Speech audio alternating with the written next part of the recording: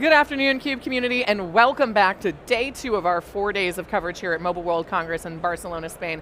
My name's Savannah Peterson, soaking up all the knowledge here with Dave Vellante. We're halfway. We're halfway, and I almost feel like you and I are ramping up. Yeah, I know. The sometimes it can be a little fatiguing, but I mean, even our next guest was talking about how great the energy is in here, and I think this show really is different this year. I'm super excited.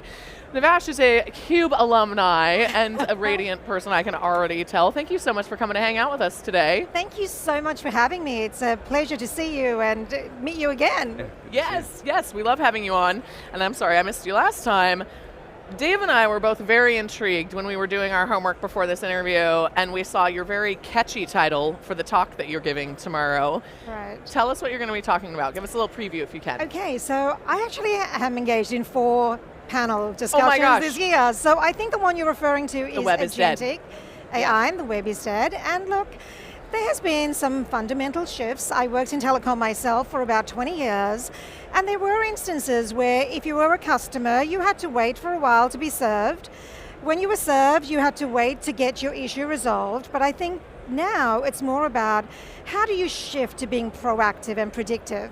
You know, most customers want their telecoms to identify the issue in advance, fix it without them even knowing, and then perhaps inform them, you know, we were across the fact that you may have experienced this is how we rectified it, FYI. That way everything is seamless. And tomorrow is more about that, but how we bring that to life. Because it's easy to say that people want it, but how do we actually make that happen with Agentic AI? So how do you make it happen with Agentic AI? Okay, so here's the thing, right? AI is top of mind for everyone right now. We can see, you know, traversing this entire exhibition space, you see AI in every form. It could be AI World Congress instead of Mobile World Congress this year, yeah. Totally. But with us, you know, and I have also tried different proof of concepts in my career. And sometimes they work, sometimes they don't work exactly to plan. Sometimes they're inconsistent. So for me, the difference about tomorrow and what I will share is, it starts with the data.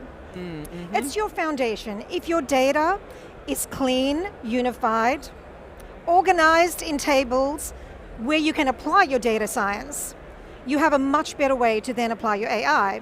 Over and above that, governance is a key issue for everybody. Yes. So at Databricks, we have a data intelligence platform which enables you to actually clean the data, and we deliver it to you in the form of tables. We then have a governance layer over that, so every piece of your data can be observed. You can trace it, and you can have full lineage, right? Yeah. And not just for your data, but for your AI agents.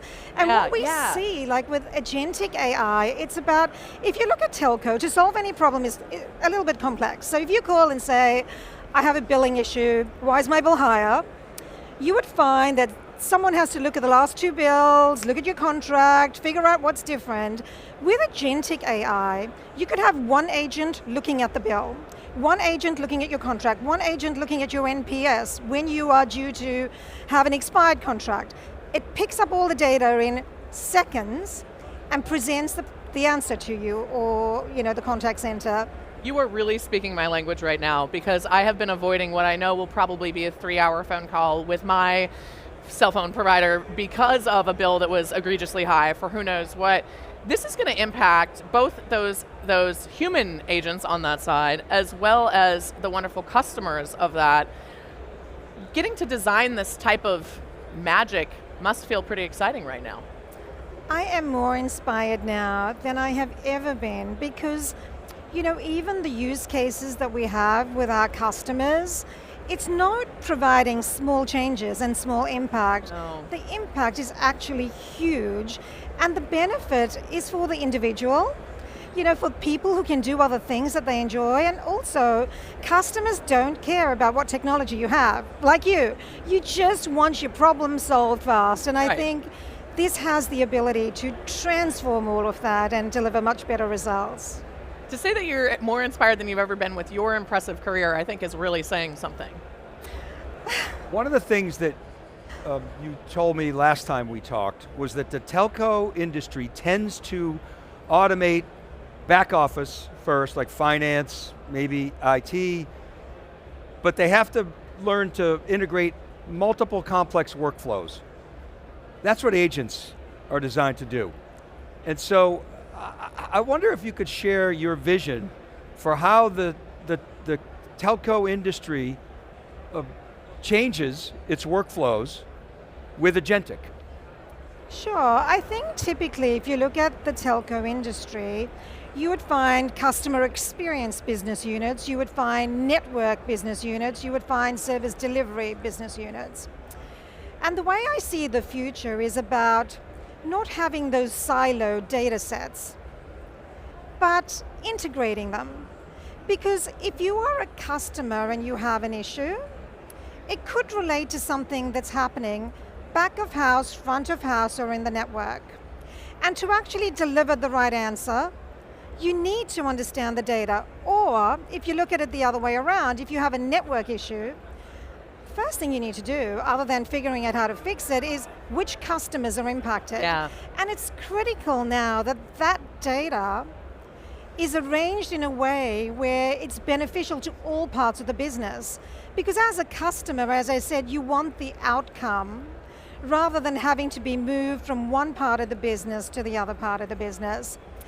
And you know, one of my favorite use cases that we have, just on how you bring data together, is actually with a customer who has an amazing booth here, AT&T. Now, I can share the story now, but you know, we can come back to it a little later also. No, let's talk about it. Why not? Because I think, again, it's about taking these complex problems, getting your data together, and getting your agents and your humans to deliver the best outcome to your customer. So AT&T, a large customer of ours, they have 182 million subscribers. Just a couple. Right, they process 10 million sets of data every minute in their network, or transactions. Every minute sets on the network. Okay, that's not a casual amount. Like every industry, telco is experiencing issues with fraud. So you're a customer today, imagine what it would feel like if I called and said, you know, you've lost your SIM card, and as a result, you need the service terminated, and I reconnect it. And I now have access to all your data. Or I call and pretend to be you and connect to new servers. Telecoms face a significant amount of fraud, and that's increasing. So AT&T are now using machine learning. They are also using open source systems like Llama 3 and Claude. They are now analyzing real-time structured and unstructured data, and they have reduced fraud by 80%. That's 80%. Now, it goes... Over what period of time? Over a year and a half. You got to be kidding me. That is magnanimous. And the good thing about agentic AI is that it's not just about building the agents, it's about deploying them, evaluating them, and governing them. So the AI has built into it ways to get it better. So that should be closer to 90% soon. And to me, that's a great example of many data points, getting to the problem ahead of the customer experiencing it, and you know, having these seamless experiences, merging multiple points of data. So the talk that Savannah mentioned is 3:45 Central Europe time tomorrow, the 5th of March. The web is dead, agentic AI and the rise of the post-web era. And you're going to talk about agentic and generative AI systems are transforming human-machine collaborations and the creative process. So don't miss that. That sounds like, what a great hook. Can we break the broadcast so we can go over there and watch? A great hook. Databricks has been a perpetual disruptor. It came in to the market with Spark right in the middle of the big data era, Hadoop, which was basically flailing because it was so complicated. Spark kind of semi-saved it, semi-killed it, I'll say. Not wrong about that. Yeah. And then more recently, blew up the industry again, where the model was to shove everything into a central data warehouse, cloud data warehouse, and then do everything in there. Well, Ali Ghodsi was really the poster child for open table formats. Last year, Databricks acquired Tabular, Ryan Blue's company, which created Iceberg, which is the open table format. Mateus on the stage clicked the button to open source. I remember that. I was there. Which is the governance catalog. I was in the room when that happened. There wasn't a lot of code in GitHub, to be honest, but it got the industry going. So it perpetual was disruptor. Symbolic, if nothing else. Right, yeah. and so Databricks, I would say, was one of the most influential companies in terms of starting the movement to open table formats where any engine, doesn't matter if it's Amazon or Snowflake or Databricks or Starburst or Trino, whatever, can operate on any data. So the cloud data warehouse separated compute from storage. Yep. This separates compute from data. Any data can be operated on by any compute. Major change. Now you bring in- Opens up so many possibilities. Now you bring in agentic. Yeah. Right, and changing workflows, those complex workflows. So my question is, long-winded intro here, my question is, how do the telcos play in that? Because they've got these sort of static, fossilized systems, and there's pressure for them to open up. How do you see that playing out? Yeah, look, we are growing overall in Databricks, and in telco, it's no different. I think when you look at the telecom landscape right now, revenue growth is not huge. In fact, most telecoms are flat or growing marginally. Right. They are trying to be much more efficient. So irrespective of the legacy tools that they have, the transformation that they are continuing to go through, they see agentic AI as a way to monetize data, to deliver better customer experiences, to deliver more efficiency in the business, because again, agentic AI can work 24/7. Now you can still bring in a human in the loop, but even when you look at your network, the analytics, the data points, what I shared with AT&T, reducing fraud. So what we are finding with our customers is that they are starting to see how data and AI are key leverage points to meet their strategic goals. And ultimately that's growth and being more efficient. And all of the conversations we've had, I think yesterday we had 30 meetings. Today, over the 3.5 day period, I think we're up to like 77 or something like that. But the interest is very similar. Where are you doing it? How are you doing it? How can you help us do it? Open source is a great positioning for our telecom customers, because of course they want to own their data. And they want to be able to use it to do, multiple things in their business, but ultimately it's the governance that the telecom loves most. To be able to trace and track the data is just so critical, as well as your agent. So I think it's that combination that's key. And having that built in, like you were talking about, 10 million, like the volume of data that AT&T is doing, having that governance is so nuanced around the world depending on what you're doing. It really is imperative. You just started your new and exciting job 4 months ago at Databricks. Congratulations again. Thank you. What's been the most, and obviously only things you can share, but what's been the most unexpected surprise or interesting thing that you've uncovered? Okay, so I think for me the biggest surprise has been the interest of customers and how easy it is to get to the people that we need to talk to. Sometimes when you are selling software, you can see the number of vendors over here.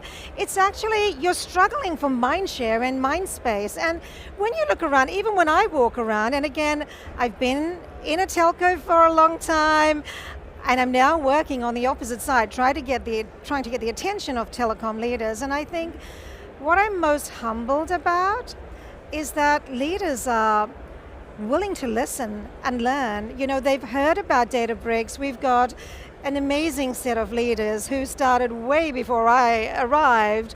And it's always been, a humble company from what I've seen. It's a beautiful culture, and we say it as it is. It's about open source. It's about the better good of this community and the industry. And I genuinely feel that it's about making an impact to the world. And some of my most favorite things since I've started is, how we are impacting children who have diabetes. Tell us how you're doing that. And we have an amazing customer, and they sell the little pod that sits on your arm. And I have a family member who's diabetic, and when you are diabetic and your insulin is low and you don't have access to your insulin at that point to be injected into your body, you could actually feel very dizzy, disoriented, and in some cases you've got to rush home to get the insulin. I was going to say, you can also die. It's very dangerous. Exactly. And now we have created solutions where we can analyze the data in the pod that's on your hand or on your arm, and as you need the insulin, so this data is being analyzed and processed real time by the second, and as you need it, it's injected. And what I loved was it's built into the monitor? It's built into the monitor, exactly, exactly. That's a big game changer in this space. And being a mum myself, I heard a mum share a story of 5 of her children who are diabetic. Oh. And I know how hard it is if you have one child who has a special need, or you've got your head on it, and just being able to know that your child is going to school without having to worry about how they're going to feel through the day, or even if they remember. I remember putting things in the lunchbox to remind them, and a note to please have. To eat your snack. Eat a sandwich, take this medication if you need it. But as a mum, knowing that my child's going, or my children are, and they are okay for the day and they can enjoy the playground and not have to worry about these things, that's what inspires me most and makes me most proud to work at Databricks. I just felt that in my heart. You highlighted all the good things about community, but really, and I say this to Dave all the time, none of this matters if we're not making the world a better, safer, healthier place for all of us and looking after the planet while we do it. It's just not worth it. How old is your child? Actually, I've got 2 daughters. They're a bit older now, 21 and 19. So yes, it's a very exciting time, but yeah. What are your conversations like about AI and what you're doing with your daughters? For the first time in my life, they actually think I'm cool. Love this. It's never happened before, actually. So we think you're cool. Yeah, we were sold. We were already sold. Thank you. I think you guys are so cool too. But it's tricky being a mom because they always think you're out of date. And so here I am now. I need a dad. Girls are very transparent about those things. So all of a sudden, I'm very interesting to them. And my daughter's actually started her first job. She's just finished university at a bank as a graduate. And each night she calls me and it's like, Mum, could you tell me how AI might be able to impact this space? I'm putting a problem statement together. So for the first time, I actually feel more relevant. Yes, as a mom. That is, that's a silver lining that we maybe couldn't have expected. Would you like to say hi to them right now? We can yes, hi, Sky and Chloe. With all my love, of course. Great names. Oh, that is awesome. I have 2 more questions for you. Sure. There are not a lot of people who look like you and I in these industries and positions of leadership, unfortunately. What would you say to a young woman, or someone your daughter's age, for example, who's really intrigued by the career path that's possible here and maybe a little nervous to get into the industry because it can be a little gender imbalanced? I would say there are times when I'm still nervous, so I think it's normal to feel that. But seriously, follow your dream and do it. It is possible. It is very likely, and whatever you want, I'm confident you would get to. But I'd say find a few mentors. Mentors would really, and that's been a huge thing in my life. I've had a few mentors, who have helped me along. We all need a little bit of support along the way. But you could have whatever you dream for, and I think this is the time where there are so many role models, and don't be afraid to reach out. There are so many people that I admire, and I would still reach out to them and ask, could you give me a little bit of guidance and advice on how I may do this? And there is such a willingness now for us to help each other, and it's not just women helping women, it's like men who have daughters also wanting the same for their daughters as the rest of the women in the industry. And I think my biggest supporters have actually been leaders that I've worked for, irrespective of whether they're male or female, who have been willing to hold my hand when I've fallen behind a little bit, and but don't feel shy to ask for that help. No, I think you sum that up so well. I am such an advocate of mentorship. I would not be who I am today without the many people, many of them in the early days in particular were men, being that advocate, being that ally and looking after us. But I do love that, we all get a little nervous sometimes. I think that's such a gentle reminder. Nevash, this has been absolutely amazing. My final question to you, since you're now a CUBE regular, when we're chatting with you in, say, 6 months to a year from now, either, well, could be at the New York Stock Exchange, could be at Mobile World Congress, could be at your summit, what do you hope to be able to say then that you can't quite yet say today? So at that point, I would love to come to you with more customer success stories. Because at the end of the day, it doesn't matter what I say, it's our customers actually achieving these outcomes. So my goal is to come back with maybe 5 amazing stories with one of our customers to share this jointly. Well, we can't wait to tell all 5 of those. Yes, I mean, your examples already today were so good. I can only imagine what it's going to be with a little more months of scale up and immersion in the company. Nevash, thank you so much. Thank you and we'll for the opportunity. See you in June at Data and AI Summit. We'll be there. Yeah, we'll be having some fun. Yeah, heck yeah. Awesome all right. show. Well, I hope all of you watching at home enjoyed this as much fun as it has been for Dave and I. We are here midway through day 2 at Mobile World Congress in Barcelona, Spain. My name's Savannah Peterson. You're watching theCUBE, the leading source for enterprise tech news.